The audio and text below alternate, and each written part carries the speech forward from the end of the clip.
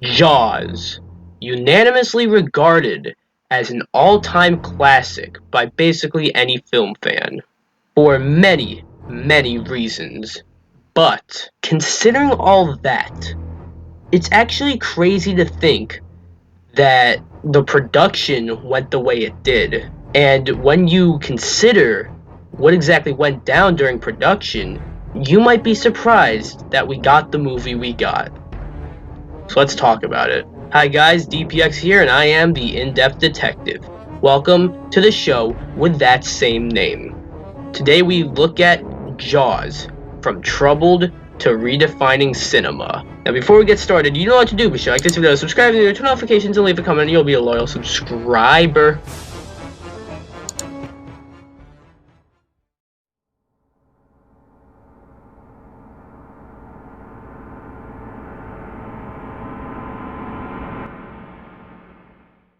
It's worth noting that Jaws is actually an adaptation of a novel that shares the same name, and the novel is actually inspired by a true story. Off the coast of the Jersey Shore in the year 1916, which by the way, the Jersey Shore is not too far away from where the movie takes place, a bunch of shark attacks occurred, attacking 5 swimmers with only one surviving over a 12-day period. It was actually the first recorded fatal shark attacks in US history because at the time, sharks weren't believed to have strong enough jaws, roll credits, to bite through a human body. The novel was written by Peter Benchley and was meant to bring more attention to the attack, as it was reported differently than, say, it probably would be today. However, the problem arises where producers Richard D. Zanuck and David Brown, known for producing movies like The Sound of Music and The Sting, amongst others, so they got a good record, snatched the film rights to the novel before it was even released. Zanuck and Brown had already actually read the novel before it appeared on the shelves, and thought it would make for a good movie. Soon, when Benchley's novel did come out, it became a bestseller, and Universal was ready to get into production for the film adaptation as soon as possible.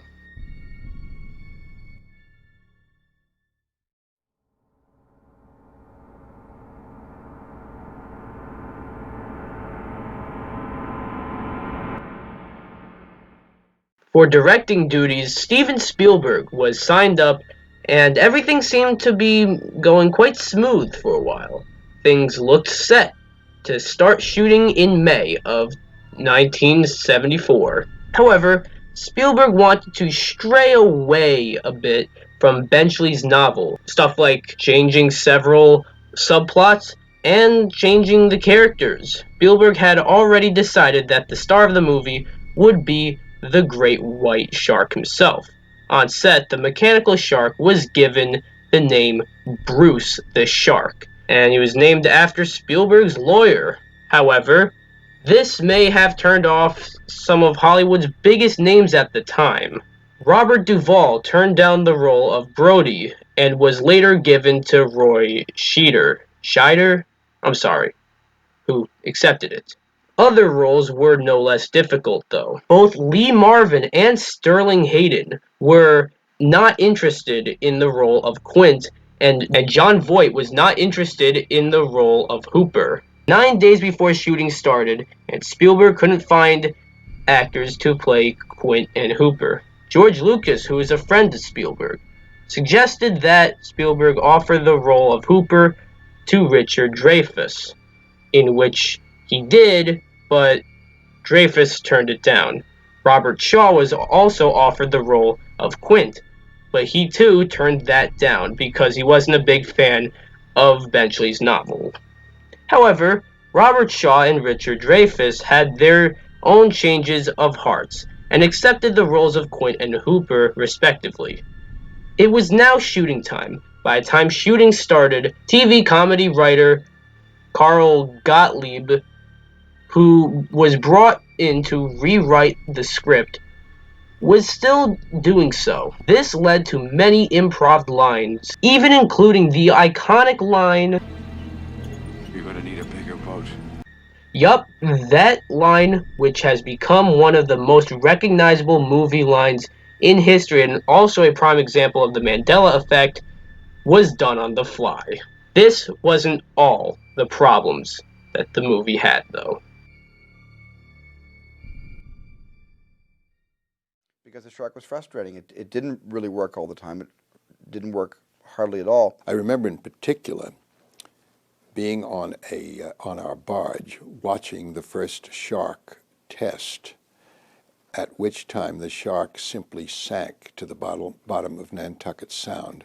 If you thought casting and the fact that the script wasn't done when shooting was bad enough, oh boy, there were even more problems. For one, the mechanical shark, Bruce, didn't even work. According to producer David Brown, he claimed that everything that could go wrong went wrong with the shark. Spielberg also commented on the matter, saying that the shark was frustrating.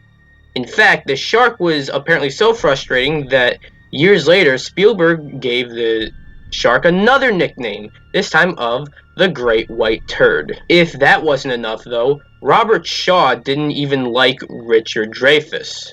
According to one of the other stars in the film, Roy Scheider again, I'm sorry, he said this. Shaw would say, "Look at you, Dreyfuss. You eat and you drink and you're fat and you're sloppy. Your age, it's criminal. Why, you couldn't even do 10 good push-ups." So yeah, that. And that still wasn't all. There were more set disasters. Spielberg hired a stuntman with no diving experience. Spielberg also refused to shoot in a tank. And not to mention, the production went over budget and over schedule. The shark not working and feuding actors caused the production schedule to take a major hit. Principal photography was supposed to go on for about 55 days, but it instead took 159. Spielberg thought his career as a filmmaker was over. The shooting reached a low point when filming a scene in the final act where the shark is harpooned with barrels to slow it down, but the orca's hull accidentally broke, so it quickly started to sink. Spielberg yelled, "Get the actors off the boat!" to where the unhappy and disgruntled sound engineer John Carter yelled back, "Fuck the actors, save the sound department." However, believe it or not, shooting finally ended on October 6th, 1974. So what happened next?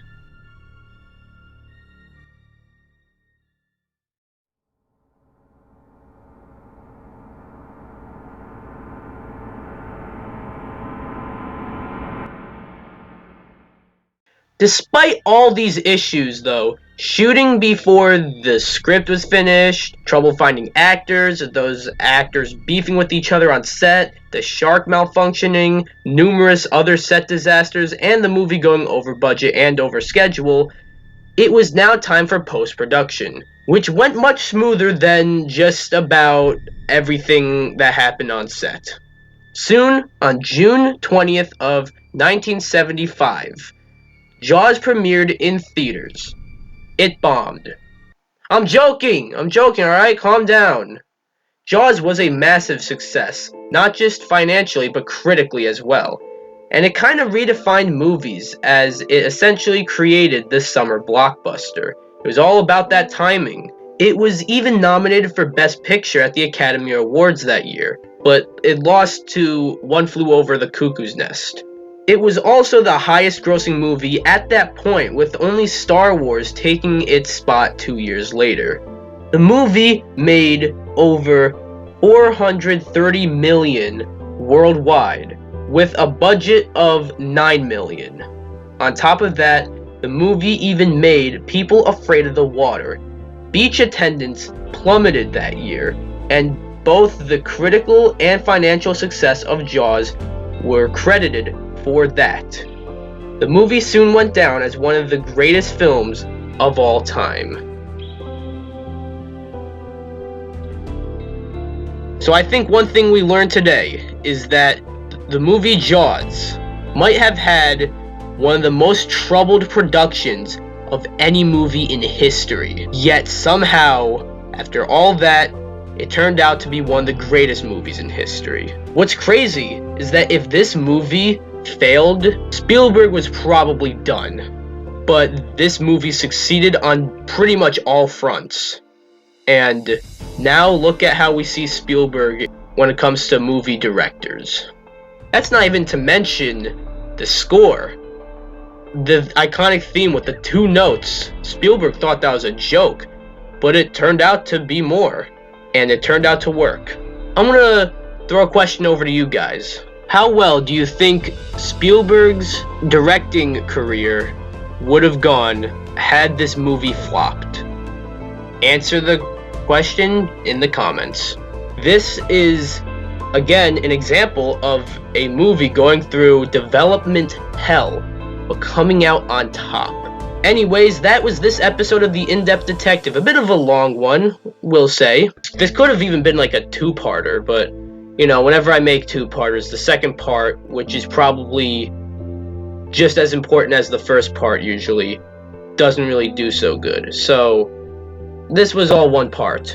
But, what do you guys think? And I usually don't ask for requests, but any other movies, games, shows, game consoles, anything of the sort that I can talk about in this series that either had like a troubled production or development, or there's a certain controversy that had to do with it or something, let me know down below. Also, shout out goes to Nathan Drake, or Gun Show, as he got the video right in a guessing game in the MeCast Discord server. Link in the description below. Anyways, thanks for watching The In-Depth Detective. Be sure to like this video, come subscribe, and I'll see you guys in the next video. Goodbye.